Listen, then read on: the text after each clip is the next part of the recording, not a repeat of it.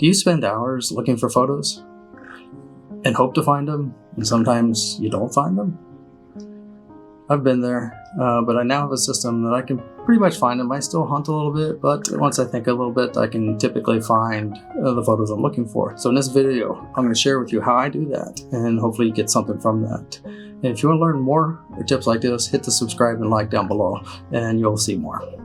So this is step 2 of my workflow process, and like you've seen in the previous video, I'll put a link up here to the process going through the whole end-to-end from SD card to hard drive to backup to cloud. Computer storage does not need to be complicated. Think of your computer as a temporary location. I'll do some work on my computer, but it's not going to be my permanent location. My computer hard drive is just not large enough to hold all my photos. So what I do instead is I use an SSD, an external drive. This is made by ScanDisk, and I label it because you're going to buy more than one of these. You can get 2, 3, 4, 5 of these as you progress.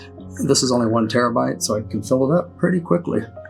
So I opt for SSDs attached to my computer versus files on my computer. So one of the benefits of that, if something happens to your hard drive on your computer, that's not where you're storing your photos. If someone happens to steal it because you left it in your car when you went to a restaurant, don't do that. Or maybe you lost it at the airport. Needless to say, your SD cards are where all your photos are. To help me find photos, I have a folder structure of year, month, event. I've heard others use location-based, but especially with COVID, you're not traveling as much, and your home location is going to be a large location. You're going to have to break that down into, the river, park number 1, park number 2, all the different park names, the different, it just doesn't work for me. Some people love it, but it doesn't work for me. I use year, month, and event. So the point here is once you come up with a method, whether it's location-based or date-based like I use, stick with one, learn it. If you don't like it, flip early, but learn it and stick with it. So let me show you my screen and I will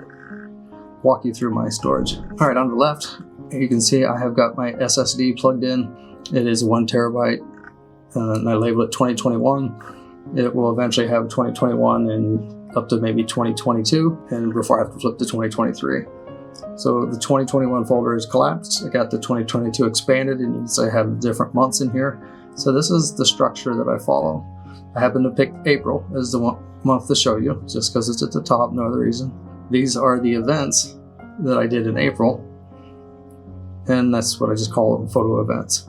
And I put my files in there. So as I said in the beginning, pick a folder structure, how you want to store your photos so that you can find them at a later date. If you just put them in one location, you're not going to be able to find them, and it's going to make it very, very difficult. So I'll give you 2 videos to watch here at the end, and I appreciate you sticking with me. One photo is going to be on project ideas, and the other video will be on time-lapse and how I set that up. Check that out, and it's Doug Gabbard practicing photography. See you next time.